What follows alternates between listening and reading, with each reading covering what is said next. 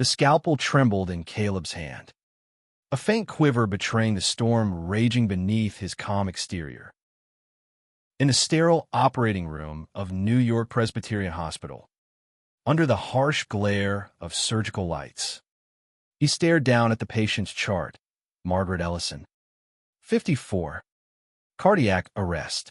His mother's name burned into his retinas, a ghost from a life he'd buried long ago. 14 years earlier, in a small Ohio town, Caleb Ellison had been declared dead, not by a doctor, but by the parents who'd raised him. At 14, he'd mustered the courage to tell them he was gay, his voice shaking as he stood in their modest living room, clutching a crumpled letter he'd written to soften the blow. His father, Robert, a stoic factory worker, had turned away, his silence louder than any scream. His mother, Margaret, had wept, not for her son, but for the shame she believed he'd brought upon their family. "You're no longer our son," she'd said, her voice cold as she handed him a backpack with $50 and a one-way bus ticket to nowhere. That night, they held a symbolic funeral in their church, telling the congregation their boy had gone astray and was lost to them forever. Caleb, now 28, was no longer that trembling boy. He was Dr.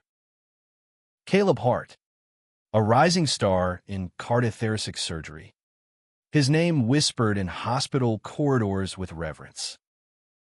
His hands, steady now as he adjusted the scalpel, had saved countless lives, but today they wavered, not from doubt in his skill, but from the weight of a past he'd fought to forget. Margaret Ellison, the woman who'd disowned him, lay unconscious on his operating table, her heart failing, her life in his hands. Beside her chart was another, Robert Ellison, 56, severe coronary artery disease, his father, admitted just hours after his mother, was scheduled for Caleb's next surgery. Fate, it seemed, had a cruel sense of humor. Caleb's journey from that Ohio bus station to this moment had been a war against despair. At 14, he'd landed in New York City, a runaway with nothing but his backpack and a stubborn will to survive. The streets were unkind, cold nights and alleyways, scavenging for food, dodging predators who saw a young boy as easy prey. But Caleb was no ordinary kid.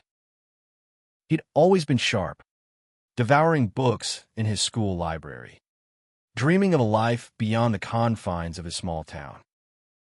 A chance encounter with a social worker named Maria changed everything. She saw the fire in his eyes, the hunger for something more, and got him into a shelter that connected him with a foster family in Brooklyn. They weren't perfect, but they gave him a bed, food, and a chance to go back to school. High school was where Caleb found his purpose. Biology fascinated him, the intricate dance of cells, the miracle of the human heart. He buried himself in studies, earning a scholarship to Columbia University, where he graduated top of his class. Medical school followed, then a grueling residency, each step a brick in the fortress he built around his heart.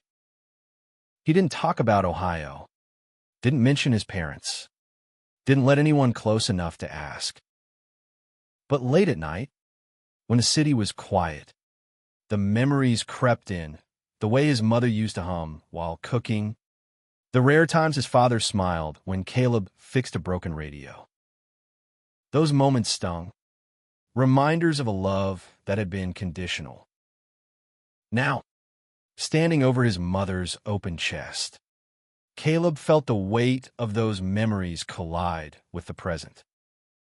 The monitor beeped steadily, her heart exposed, fragile, human.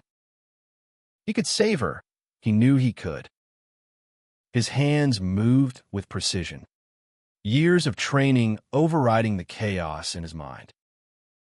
The surgery was textbook, a triple bypass to restore blood flow. Every suture perfect. As he closed her chest, he felt no triumph, only a hollow ache. She'd never know it was him. He'd made sure of that, using his adopted surname, Hart, on his hospital badge. To her, Caleb Ellison was dead. The scrub nurse, Aisha, glanced at him as they wheeled Margaret to recovery. "You okay? Dr. Hart, you look like you've seen a ghost." Caleb forced a smile, his green eyes guarded. "Just a long day," he said, already steeling himself for his father's surgery. Robert's case was trickier. His arteries were a mess, his heart weakened by years of stress and neglect.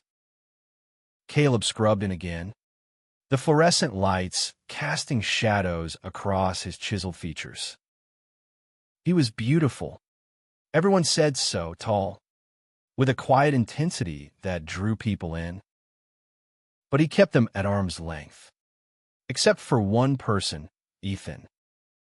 Ethan Caldwell was the light Caleb hadn't expected. They'd met 2 years ago at a hospital fundraiser, Ethan's warm laugh cutting through the stuffy gala like a summer breeze. A graphic designer with a knack for seeing beauty in chaos, Ethan was everything Caleb wasn't: open, unguarded, unafraid to love. Their first date was in Central Park, where Ethan had pulled Caleb onto a bench and kissed him under a canopy of autumn leaves. "You're allowed to be happy. You know," Ethan had whispered, his brown eyes searching Caleb's. For the first time in years, Caleb believed it. But happiness was fragile, and today it felt like a distant dream. As Caleb began Robert's surgery, his mind drifted to Ethan, waiting for him at home with takeout and a bad action movie, their ritual after Caleb's long shifts. Ethan didn't know about Caleb's parents, didn't know the scars they'd left. Caleb had never told him, afraid that sharing the pain would make it real again. The surgery stretched on, hours of meticulous work, each moment a test of Caleb's skill and resolve. Robert's heart was stubborn, but Caleb was stubborner. When the final suture was placed, the monitors confirmed success. His father would live. Exhausted, Caleb stepped out of the operating room, peeling off his gloves. Aisha caught his arm. "You saved 2 lives today, Caleb. Take a moment to breathe." He nodded, but breathing felt impossible. He needed air, needed to escape the hospital's sterile walls. He texted Ethan, "Meet me at the park." "Need you." Central Park was their sanctuary, a place where Caleb could let his guard down.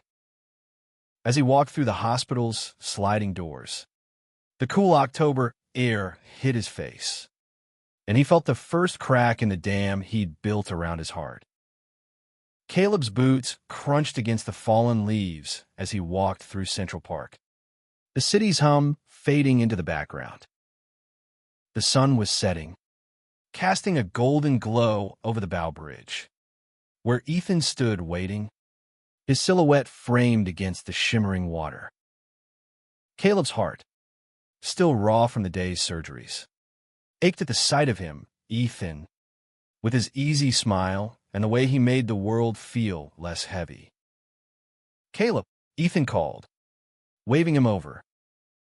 He wore a fitted charcoal sweater that hugged his lean frame, his brown curls catching the last rays of sunlight.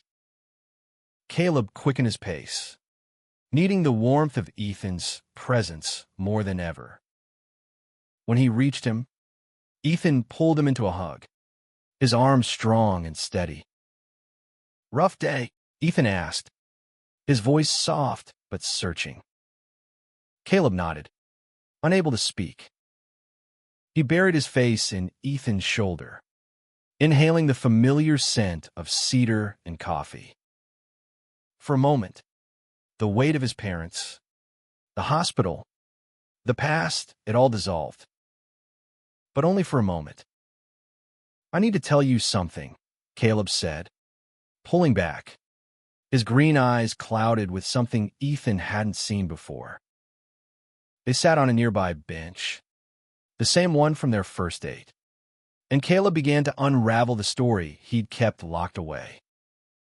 He told Ethan about Ohio, about the parents who'd erased him from their lives at 14. He spoke of the bus ride to New York, the nights he'd spent hungry and scared, the foster family who'd given him a second chance. His voice broke as he described the surgeries today, his mother, his father, both under his knife, both unaware that the son they'd declared dead was the one saving them. Ethan listened, his hand resting on Caleb's, his eyes never leaving his face. When Caleb finished, tears streaked his cheeks, and Ethan wiped them away with a gentleness that made Caleb's chest tighten. "Why didn't you tell me?" Ethan asked, not accusing, just curious. Caleb shrugged, his jaw tight. "I didn't want you to see me as broken." Ethan's laugh was soft, almost incredulous. "Caleb, you're the strongest person I know. You're not broken, you're a damn miracle." They sat in silence, the park growing darker around them. Ethan's words lingered, a lifeline Caleb wasn't sure he deserved. He thought of his parents in recovery, their lives now tethered to his skill, his choices. Part of him wanted to confront them, to demand answers for the years of pain. But another part, the part that had survived the streets, that had clawed its way to this life, wanted to let them go, to keep his peace intact. Back at the hospital the next day, Caleb checked on his patients. Margaret was stable, her vitals strong. Robert was slower to recover, but the prognosis was good. Caleb kept his distance, watching through the glass of their rooms, his heart a battlefield of anger and pity. He wondered what they'd say if they knew. Would they be proud? Ashamed? Would they even care? The questions gnawed at him, but he pushed them aside, focusing on his other patients, his routine, the life he'd built. Ethan, meanwhile, was planning something. He'd seen the toll this was taking on Caleb, the way his shoulders slumped when he thought no one was watching. That evening, he convinced Caleb to take a rare night off. They went to a small jazz club in Harlem, the kind of place where the music wrapped around you like a warm blanket. Ethan held Caleb's hand under the table, their fingers interlaced as a saxophone wailed a soulful melody. "You don't have to carry this alone," Ethan said, his voice barely audible over the music. Caleb squeezed his hand, a silent promise to try. But the past wasn't done with Caleb. A week later, as he reviewed charts in his office, a nurse knocked. "Dr. Hart, there's a visitor for you. Says she's your mother." Caleb's blood ran cold. He hadn't listed himself as their surgeon, hadn't spoken to them, hadn't given them any reason to suspect. Yet here she was. He followed the nurse to the waiting area, his heart pounding. Margaret stood there, frail but upright, her eyes scanning the room. When they landed on Caleb, they widened, a flicker of recognition passing through them. "Caleb," she whispered, her voice trembling. He froze, every instinct screaming to run. But he didn't. He stood there, tall and composed, the man he'd become staring down the woman who'd broken him. "Dr. Hart," he corrected, his voice steady but cold. Margaret's face crumpled, and for the first time, Caleb saw something in her eyes he hadn't expected: regret. Margaret's voice cracked as she repeated his name, softer this time, like a prayer she wasn't sure she had the right to utter. Caleb stood rigid in the hospital waiting area, his white coat a barrier between the boy he'd been and the man he was now. The fluorescent lights buzzed overhead, amplifying the silence stretching between them. "I didn't know," Margaret said, her hands twisting the strap of her purse. "I didn't know it was you who saved me." Her eyes, the same green as his, shimmered with unshed tears. Caleb wanted to feel nothing, to let her words bounce off the walls he'd built. But a flicker of pain, sharp, unwelcome, pierced through. "You didn't need to know," he said, his tone clipped. "I did my job." He turned to leave, but her hand shot out, grazing his arm. The touch was electric, a jolt from a past he'd tried to bury. He pulled away, his jaw tight. "What do you want?" "Margaret." She flinched at the use of her name. "Not Mom," not even a hint of warmth. "I want to explain," she said, her voice barely above a whisper. "I want to make this right." Caleb's laugh was bitter, echoing in the sterile corridor. 14 years too late for that. He walked away, his heart hammering, and didn't look back. But her presence lingered, a ghost he couldn't shake. That night, he told Ethan everything, the words spilling out in their small apartment, the city lights twinkling through the window. Ethan listened, his hand a steady anchor on Caleb's knee. "You don't owe her anything," Ethan said when Caleb finished. "But you owe yourself peace. Whatever that looks like." Caleb didn't know what peace looked like. For years, he'd thought it was success, top of his class, a prestigious residency, a name that commanded respect. But now, with his parents back in his life, that foundation felt unsteady. He threw himself into work, taking on extra shifts, avoiding the quiet moments where his thoughts could wander. His colleagues noticed a change. Dr. Hart, usually warm and approachable, was distant, his smiles forced. Robert was discharged a few days later, and Caleb braced himself for another encounter. But it was Margaret who returned, this time with a letter. She handed it to him in the hospital cafeteria, her hands shaking. "Please, just read it," she said before leaving. Caleb stuffed the letter in his pocket, unopened, and went back to his rounds. But that night, alone in the on-call room, he pulled it out. Her handwriting was neat, deliberate, the words a window into a regret he hadn't expected. "Dear Caleb, I've spent 14 years trying to justify what we did, but there's no justification.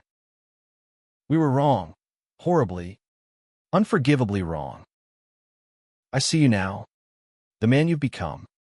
I'm so proud, but I know I have no right to be. I don't expect forgiveness. I just need you to know I'm sorry." The letter went on, detailing her shame, her fear, the way their small town's judgment had shaped their decision. She wrote of Robert's silence, how it hid his own pain, how they both spent years haunted by their choice. Caleb folded the letter, his hands trembling. He didn't know what to feel: anger, sadness, or something softer he wasn't ready to name. Ethan found him like that, sitting on the edge of the bed, the letter in his lap. Without a word, Ethan pulled him close, letting Caleb's silent tears soak into his shirt. "You don't have to decide anything now," Ethan said. "But you're not alone in this." Caleb clung to him, grateful for the man who'd become his home. The next day, Caleb requested a meeting with his parents. He chose a neutral space, a quiet cafe near the hospital. Margaret arrived first, her face pale but hopeful. Robert followed, his broad shoulders hunched, his eyes avoiding Caleb's. The silence was heavy, broken only by the clink of coffee cups. Caleb spoke first, his voice steady. "I read your letter," he said to Margaret. "I don't know if I can forgive you.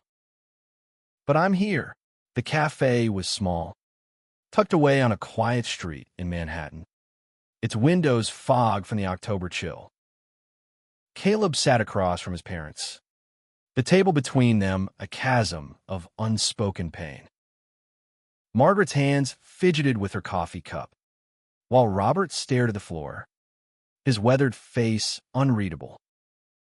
Caleb had spent years imagining this moment, rehearsing what he'd say, but now the words felt stuck, tangled in the hurt he'd carried since he was 14. "I didn't ask you here to fix anything," Caleb began, his voice low but firm. "I just need to understand why." Margaret's eyes met his, glistening with tears. Robert shifted, his chair creaking, but he said nothing. The silence stretched until Margaret spoke, her voice trembling. "We thought we were protecting you," she said. "The town, the church, they would have destroyed you. We thought sending you away was kinder." Caleb's jaw tightened. "Kinder," he repeated, the word sharp. "You threw me out with $50 and a bus ticket." "I was a kid." Margaret flinched, her hands gripping the cup so tightly her knuckles whitened. Robert finally looked up, his eyes heavy with something Caleb couldn't name. "We were wrong," Robert said, his voice rough, like it hadn't been used in years. "I was wrong." The admission hit Caleb like a punch. He'd expected defensiveness, excuses, not this raw confession. He leaned back, trying to process it, his mind flashing to the nights he'd spent shivering in alleys. The years of proving he was more than the boy they'd discarded. "I survived," Caleb said, his voice steady despite the storm inside. "I built a life. I saved yours. But that doesn't erase what you did." Margaret reached for his hand, but he pulled back, not ready for that. She nodded, accepting his distance. "We don't expect you to forgive us," she said. "But we want to know you, Caleb. The man you are now." Robert nodded, his silence louder than words. Caleb felt a crack in his resolve, a flicker of something like hope, but it was fragile, easily shattered. He left the cafe with more questions than answers, his heart a tangle of anger and longing. Ethan was waiting at home, a pizza box on the counter, his smile a beacon in Caleb's storm. They ate on the couch, the TV playing some mindless comedy, but Caleb's mind was elsewhere. "What do I do with this?" he asked, his voice raw. Ethan set his slice down, his brown eyes soft. "You don't have to decide now," he said. "But maybe give them a chance to show you who they are now. People change, Caleb. Not always, but sometimes." The next week was a blur of surgeries and sleepless nights. Caleb kept his parents at arm's length, responding to Margaret's texts with short, polite replies. He wasn't ready to let them in, but he couldn't shut them out entirely either. At the hospital, his reputation grew, Dr. Hart, the prodigy who'd saved 2 critical patients in one day. But the weight of those patients being his parents never left him. One evening, Ethan dragged Caleb to a community center in Brooklyn, where a support group for LGBTQ youth was meeting. Caleb had never been to one, always too busy, too guarded. But watching those kids, some as young as he'd been when he was cast out, share their stories, Caleb felt a shift. He saw himself in their eyes, their fear, their resilience. After the meeting, he spoke to a few, offering quiet encouragement, his voice steady but kind. Ethan watched, pride shining in his eyes. That night, Caleb made a decision. He texted Margaret and Robert, agreeing to meet again. This time, he chose Central Park, their old bench by the lake. The air was crisp, the leaves a riot of red and gold. Margaret and Robert arrived together, looking smaller, more human than Caleb remembered. They talked awkwardly at first, then with a tentative ease. Margaret shared stories of her own regrets. Robert admitted his fear of losing face in their town. Caleb listened, not forgiving, not yet, but open to the possibility. As they parted, Margaret hugged him, and this time, Caleb didn't pull away. It wasn't forgiveness, but it was a start. Central Park was quiet in the early morning, the mist curling off the lake as Caleb sat on the bench, waiting for Ethan. He'd been meeting his parents weekly now, small steps towards something he couldn't yet define. Each conversation chipped away at the walls he'd built, but the pain lingered, a shadow that followed him even in the brightest moments. Ethan arrived, his breath visible in the cool air, a scarf wrapped loosely around his neck. He sat beside Caleb, their shoulders brushing, and handed him a coffee. "How'd it go with them?" Ethan asked, his voice gentle. Caleb sighed, staring at the lake. "Better. They're trying. But it's hard to trust it." Ethan nodded, his hand finding Caleb's. "You're giving them a chance." "That's more than most would do." Caleb leaned into him, grateful for the steady presence that grounded him. He thought of the kids at the community center, their stories echoing his own. He'd started volunteering there, sharing his journey, helping them navigate their fears. It was healing in a way he hadn't expected, a way to reclaim the boy he'd been. But the past still tugged at him, especially now, with his parents so close. Margaret and Robert had moved to New York temporarily, staying in a small apartment near the hospital for follow-up care. They attended Caleb's surgeries when he allowed it, watching from the observation deck, their pride palpable even through the glass. Caleb felt it too, a flicker of warmth he wasn't ready to name. But trust was a fragile thing, and he guarded it fiercely. One afternoon, Margaret asked to meet Ethan. Caleb hesitated, protective of the life he'd built, but Ethan was curious, unafraid. They met at a diner in Chelsea, the kind with cracked vinyl booths and endless coffee refills. Ethan was his usual self, charming, warm, disarming. Margaret smiled at his stories, and even Robert cracked a rare grin when Ethan teased him about his Ohio accent. For a moment, they felt like a family, or at least a shadow of one. But the past wasn't so easily buried. During a follow-up appointment, Robert suffered a minor complication. A stent had shifted, requiring a quick procedure. Caleb performed it flawlessly, but the fear in Robert's eyes lingered.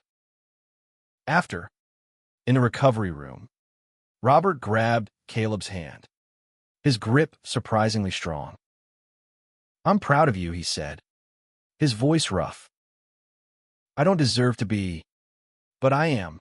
Caleb nodded, his throat tight, and left the room before the tears could come. That night, Caleb and Ethan walked through the village, the city alive with lights and laughter. Ethan stopped outside a small bookstore, pulling Caleb into a quiet alcove. "You're doing something incredible," Ethan said, his hands framing Caleb's face. "You're giving them a chance to know you, and you're giving yourself a chance to heal." Caleb kissed him, a slow, grateful kiss, the kind that said what words couldn't. The next meeting with his parents was different.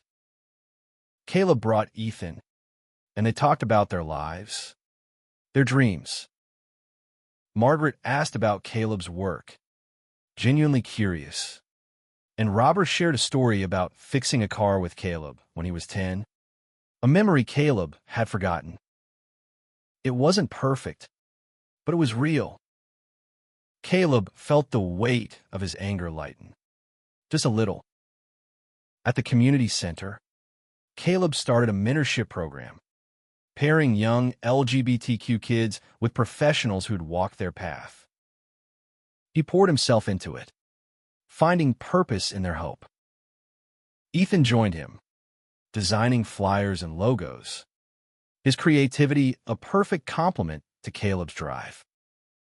Together, they were unstoppable, a force of love and resilience. As winter approached, Caleb felt a shift. He wasn't the boy who'd been cast out, nor the man who'd hidden his pain. He was something new, something whole. His parents weren't his family, not yet. Maybe not ever, but they were part of his story, and he was writing the ending. Winter settled over New York, blanketing the city in a hush that felt like a fresh start. Caleb stood in the hospital's observation deck, watching a colleague perform a routine surgery, his mind elsewhere. The past year had reshaped him, forcing him to confront wounds he'd thought long buried. His parents, Margaret and Robert, were still in the city, their presence a quiet constant in his life. They'd attended his last surgery, a complex valve replacement, and applauded from a gallery, their faces glowing with pride. Caleb had felt it too, a cautious warmth, a seed of something new. He'd been meeting them regularly now, not just in cafes or parks, but in their small apartment, where Margaret cooked dinners that reminded Caleb of childhood. They were careful, all of them, navigating the fragile trust they'd begun to build. Robert, once a man of few words, now shared stories of his youth, his regrets, his hopes for a second chance. Margaret listened, her eyes often wet, her apologies woven into every conversation. Caleb didn't forgive easily, but he was learning to listen, to see them as flawed humans rather than the monsters of his memory. Ethan was his anchor through it all. On Christmas Eve, they hosted a small gathering at their apartment, inviting Margaret, Robert, and a few friends from the community center. The room was warm with laughter, the air thick with the scent of pine and roasted chestnuts.